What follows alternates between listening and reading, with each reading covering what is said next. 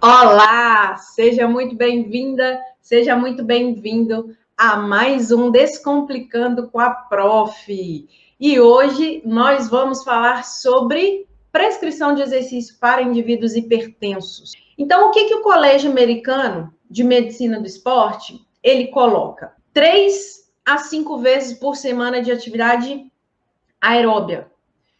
Eu preciso avaliar qual que é a disponibilidade desse aluno, né? Quantas vezes na semana ele pode fazer? Então, o meu planejamento para esse aluno, ele tem que ser voltado de acordo com a minha avaliação. Mas a recomendação é de 3 a 5 dias por semana fazer atividade aeróbia. E o que caracteriza aí para o indivíduo hipertenso, um treino aeróbio de 40% a 60% do VO2 máximo. E aí, eu volto a falar, para você ter um treino diferenciado, você tem que fazer diferente do que os outros fazem. Então, se você avalia VO2 máximo, avalia frequência cardíaca, avalia através da escala subjetiva de percepção de esforço, ou a escala de Borg, você tem aí 3 parâmetros para análise de intensidade. E isso vai te dar um retorno positivo com os resultados. Mas vamos supor que você não fez o teste de VO2 máximo, mas você fez um teste utilizando a frequência cardíaca. Então, qual que seria a porcentagem aí no treino aeróbio para esse aluno hipertenso? De 50% a 60% da frequência cardíaca para indivíduos sedentários e de 70% a 80% da frequência cardíaca máxima para indivíduos ativos. Cerca de 30 a 60 minutos de exercício contínuo ou intervalado. Se você vai escolher contínuo ou intervalado, vai depender das condições desse indivíduo física. E nos exercícios de força, quais são as recomendações? 2 a 3 vezes por semana, em dias alternados. Intensidade moderada de 5 ou 6 pontos, a intensa de 7 a 8 pontos. Então, como que eu vou equilibrar isso durante o treino do meu aluno? Vai muito de identificar e conhecer esse aluno. Vai muito do feeling que você vai ter ao longo aí do tempo que você trabalha com ele. 8 a 10 exercícios no treino de força, com ênfase em grandes grupos musculares. Por que grandes grupos musculares, gente? Porque grupos musculares menores, principalmente de membro superior, elevam mais a pressão arterial, mesmo o indivíduo fazendo uso de medicamentos. E você precisa ter muita cautela com relação a isso. É mais prudente se iniciar com exercícios, né, no treino de força que englobe grandes grupos musculares. Séries e repetições de 2 a 3 séries, de 10 a 12 repetições para indivíduos adultos, de 10 a 15 repetições para idosos. Eu preciso ter intervalo de recuperação? Sim. É recomendado em treino de força se dá intervalo de recuperação pelo menos de 1 a 2 minutos. Então, essas aqui são as recomendações gerais. Aí eu trouxe aqui para vocês, olha só, eu classifiquei aqui em 2 colunas, o que seriam alguns exercícios bem pontuais, tá? Que devem ser evitados e uma sugestão de exercícios que podem ser realizados com indivíduos hipertensos. Mas lembrem-se, eu preciso avaliar para tomar as decisões corretas, para fazer as escolhas corretas. Então, O que eu devo evitar com o indivíduo hipertenso? Exercício declinado, como, por exemplo, supino declinado. Recomendado se evitar esse tipo de exercício. Elevação lateral com isometria. Eu coloquei elevação lateral aqui porque eu pensei no deltoide, um grupo muscular menor, né, quando comparado a peitoral, quando comparado a grande dorsal. Mas o problema maior aqui se chama o quê? Isometria. Por quê? A isometria, ela exige uma tensão maior e provoca o quê? Oclusão de vasos. Eu coloquei lá no finalzinho, né? Um agachamento com isometria. Agachamento vai envolver um grande grupamento muscular? Vai. Mas a isometria, como é um exercício que envolve um grande grupo muscular e que demanda um volume de sangue maior, isso já acontece naturalmente. Tanto é que frequência cardíaca aumenta. Né? Isso é perceptível, você pode perguntar isso para o seu aluno quando ele estiver realizando o movimento. E aí você ainda coloca um componente isométrico durante a série, você vai elevar ainda mais a pressão arterial desse indivíduo. A rosca 21. O que é a rosca 21? É uma rosca bíceps, né, com 21 repetições em amplitudes diferentes. O tempo, a duração do exercício, comparada a outros, ela é mais longa. Mas não demora muito, mas para o indivíduo hipertenso faz diferença. Então, também deve-se evitar. E outra, é um grupo muscular pequeno, bíceps. Então, a oclusão é maior. Rosca Scott, né? No banco Scott. Eu coloquei aqui, né? Só para exemplificar, 90% de uma repetição máxima, de um RM. 90% é uma intensidade extremamente alta, falando de força, para um indivíduo hipertenso. Porque ele vai elevar ainda mais a pressão arterial. Eu citei alguns aqui, que a nossa cartela aí de exercícios é muito grande. E você vai fazer as escolhas de acordo com os objetivos. E aí, na coluna da direita, eu coloquei aqui quais são os mais recomendados. A primeira coisa que você tem que pensar, grandes grupos musculares. Então, isso seria uma sugestão de treino para indivíduo hipertenso, e aí eu vou progredir com ele, para depois eu passar para um treino de hipertrofia. Hipertenso pode treinar hipertrofia? Claro que pode, gente. Desde que você faça o acompanhamento, né, com as avaliações periódicas para acompanhar as adaptações. E aí, quais são essas adaptações, então, que o exercício ele vai trazer? Existem mecanismos de controle da pressão arterial, né? Só que eu foquei aqui para vocês um mecanismo em especial que acontece devido à contração muscular. Então, pensando principalmente no treino de força, mas isso acontece no treino aeróbio também, o exercício físico, né, a contração muscular, ela provoca liberação de substâncias que são vasodilatadoras. A contração muscular estimula células do endotélio das artérias que são vasodilatadoras. Então, elas dilatam. O que acontece? O sangue passa com mais facilidade. E o principal vasodilatador aí, né, pela sigla aqui NO, é o chamado óxido nítrico.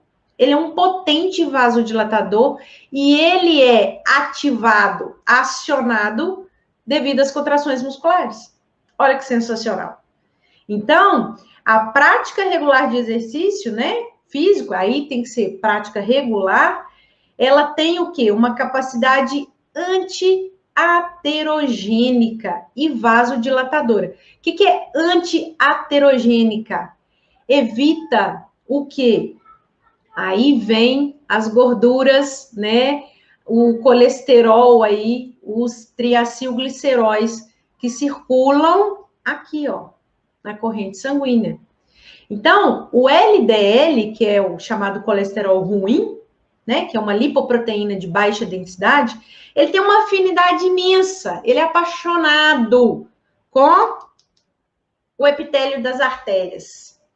Só que o HDL, que é o chamado colesterol bom, que é uma lipoproteína de alta densidade, qual que é a principal função dele? Remover LDL da corrente sanguínea e levar lá para o fígado, para formar quilomicrons e sair lá nas fezes. Forma quilomicrons lá na vesícula biliar e sai nas fezes. Só que quando eu tenho uma baixa quantidade de HDL e uma alta quantidade de LDL, começa a sobrar LDL. E aí, como ele é apaixonado pela artéria, né, pelo epitélio da artéria, ele começa a se fixar. E ali vai formando, né, na verdade, uma placa de gordura, que é uma placa aterosclerótica. E aí, dependendo com o passar dos anos, né, que isso não é da noite para o dia, isso é a longo prazo. E o que faz isso, gente? Estilo de vida, inatividade física, hábitos alimentares inadequados, tabagismo, estresse e fatores genéticos, em especial, podem levar aí a um aumento do LDL e uma redução do HDL. E aí, essas placas, elas são, para explicar isso aqui, para vocês entenderem que isso é um fator que leva ao aumento da pressão arterial, né, e pode levar aí a outras doenças cardiovasculares, podem levar aí o indivíduo ao infarto agudo do miocárdio, podem levar aí a uma trombose, e aí então tem vários aspectos aí que não é o nosso foco hoje.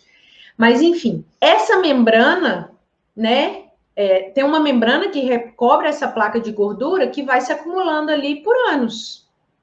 E aí, se o indivíduo, ele não melhora esses hábitos, né, provoca adaptações que vão melhorar, isso pode ser um problema, tá? Então, o exercício físico feito de forma crônica, o óxido nítrico e o sistema musculoesquelético provocam essa capacidade vasodilatadora com a liberação do óxido nítrico, que é o NO, e a capacidade anti-aterogênica. Em parte devido ao quê? À regulação da função endotelial das arteríolas do músculo esquelético com o aumento do óxido nítrico. Pensa o seguinte, músculo esquelético, tecido vivo, o que ele precisa? Que chegue oxigênio, que chegue glicose para o metabolismo e remova CO2, remova ácido lático, que são produtos ali do metabolismo celular, do músculo esquelético. E aí, quando eu tenho, né, essa regulação da endotelial, o endotélio é a parte interna da artéria, né, dos capilares. Quando eu tenho essa regulação vasodilatadora, o que vai acontecer? Diminui a resistência vascular periférica, aumenta o quê? A quantidade de oxigênio que vai chegar para esses músculos ativos ao sistema cardiovascular trabalhando junto. Então, eu tenho um aumento do VO2 máximo, consequentemente, vai chegar mais oxigênio. E se essas arteríolas ali, né, esses capilares, têm essa vasodilatação provocada, né, no caso, pelo óxido nítrico, causado pelo exercício, vai chegar muito mais oxigênio e nutriente ali, no caso, glicose, para o metabolismo celular. E isso melhora, inclusive, o desempenho desse aluno, né? Aí a gente tem uma diferença de o que acontece na fase aguda, que é ali durante o exercício e imediatamente após o exercício, e as respostas crônicas, que são a longo prazo, que são essas adaptações que a gente quer causar aí no nosso aluno hipertenso. A gente quer que melhore a qualidade de vida dele, que ele diminua a dosagem de medicamento dele, né? Que ele prolongue a expectativa de vida. Então, só que as respostas agudas, elas fazem parte dessa adaptação a longo, para que ocorra a adaptação crônica, certo? Então, o que vai acontecer de forma aguda? Então, durante o exercício, tem-se um aumento do fluxo sanguíneo para os músculos ativos em cerca de 50 a 100 vezes do que em uma situação de repouso. Por isso que a pressão aumenta, gente. Devido, em parte, a um aumento da síntese endotelial de óxido nítrico, que é vasodilatador, nas arteríolas do músculo esquelético e um aumento da resposta vasodilatadora, que vai melhorar esse fluxo de sangue. Consequentemente, isso vai refletir onde? Lá no volume sistólico do coração, lá no ventrículo esquerdo, melhorando o débito cardíaco e melhorando o quê? O duplo produto. O que é o duplo produto? A sobrecarga imposta ao coração. O trabalho que ele tem, a força que ele faz para bombear esse sangue para chegar nos músculos ativos. Então, isso vai estar aumentado durante o exercício. E qual seria uma resposta crônica, né, com a vasodilatação arterial aí causada pelo exercício? Efeitos de longos períodos de treinamento sobre os vasos sanguíneos do músculo esquelético. Não modifica a vasodilatação aguda, dependente do endotélio. Ocorre uma modificação estrutural. O que isso significa? Ocorre um aumento no diâmetro. Então, essa modificação estrutural, a artéria aumenta, gente, de tamanho. Então, a luz da artéria aumenta a longo prazo. Durante o exercício, de forma aguda, eu tenho liberação de óxido nítrico, né? Então, se o indivíduo aí treinou 3 dias, nunca mais voltou, essa adaptação crônica foi gerada? Não foi. Ele volta a estaca zero. Durante o exercício, ele teve liberação de óxido nítrico, porque isso acontece devido à contração muscular, provoca essa liberação desses vasodilatadores, né, pelas arteríolas, mas tem que ser uma coisa frequente. Então, por isso que fala que é o exercício crônico, regular, tá ok? Então, quais são as adaptações estruturais com o exercício físico crônico, que é isso que eu quero, né, provocar no meu aluno ali que é hipertenso? Estrutura vascular muscular. Vai acontecer uma remodelagem vascular com alteração no comprimento e diâmetro dos capilares e aumento no número de capilares, que é chamado angiogênese. Então, quanto mais capilares, quanto mais arteríolas tiver ali no músculo, mais oxigênio vai levar para esses músculos ativos, mais glicose vai levar para esses músculos ativos. Então, isso tudo melhora o desempenho, eu consigo provocar hipertrofia muscular, eu consigo provocar aumento no metabolismo de gorduras, eu consigo provocar melhora no VO2 máximo, eu consigo reduzir a resistência vascular periférica, eu consigo reduzir a pressão arterial sistólica e diastólica de repouso em indivíduos hipertensos, reduzindo, inclusive, medicamentos. Você fez o que precisava fazer. Gerou as adaptações necessárias. Então, quando eu penso no tipo de treino, qual método que eu vou utilizar? A primeira coisa, eu vou avaliar esse indivíduo. Eu preciso saber que tipo de medicamento que ele usa, qual que é a ação desse medicamento, quais são os efeitos colaterais desse medicamento. Para indivíduos hipertensos, tanto trabalho aeróbio quanto treino de força. O que vai variar aí? Volume e intensidade. Eu preciso ter esses cuidados, né, para gerar as adaptações necessárias para esse indivíduo. tá ok? Gente, obrigada e até a próxima!